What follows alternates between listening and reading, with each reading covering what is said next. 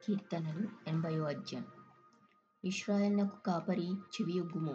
మందవలె యోసేపును నడిపించువాడా, కెరూబుల మీద ఆసీనుడవైన వాడా, ప్రకాశింపుము. ఎఫ్రాయిము, బెన్యామీను, మనష్షే అనువారి ఎదుట నీ పరాక్రమమును మేల్కొల్పి మమ్మును రక్షింపరమ్ము. దేవా, చెరలో నుండి మమ్మును రప్పించుము. మేము రక్షణ నొందునట్లు నీ ముఖకాంతి ప్రకాశింపచేయుము.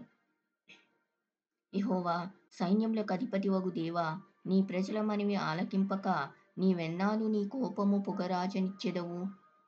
కన్నీళ్లు వారికి ఆహారంగా ఇచ్చుచున్నావు, విస్తారమైన కన్నీళ్లు నీవు వారికి పానంగా ఇచ్చుచున్నావు. మా పొరుగువారికి మమ్ము కలహ కారణంగా చేయుచున్నావు. ఇష్టం వచ్చినట్లు మా శత్రువులు మమ్మును అపహాస్యము చేయుచున్నారు. సైన్యములకు అధిపతివగు దేవా, చెరలో నుండి మమ్ము రప్పించుము. మేము రక్షణ నొందునట్లు నీ ముఖకాంతి ప్రకాశింపచేయుము. నీవు ఐగుప్తులో నుండి ఒక ద్రాక్షావల్లిని తెచ్చితివి.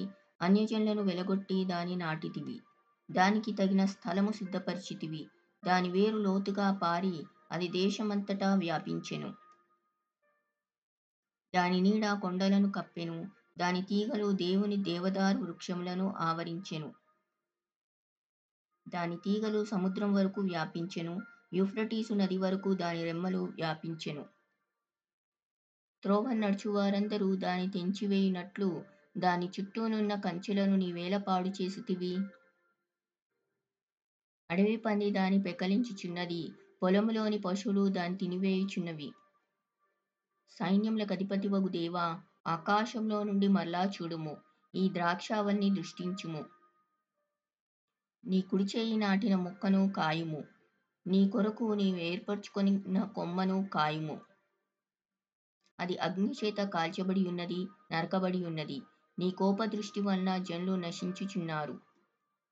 నీ కుడిచేతి మనుషునికి తోడుగాను, నీ కొరకైన నీవు ఏర్పరచుకొనిన నరునికి తోడుగాను నీ బాహుబలం ఉండునుగాక. అప్పుడు మేము నీ యొద్ద నుండి తొలగిపోము. నీవు మమ్మును బ్రతికింపుము. అప్పుడు నీ నామమును బట్టియే మేము మొరపెట్టుదుము. యెహోవా, సైన్యములకు అధిపతివగు దేవా, చెరలో నుండి మమ్మును రప్పించుము. మేము రక్షణ నొందినట్లు నీ ముఖకాంతి ప్రకాశింపచేయుము.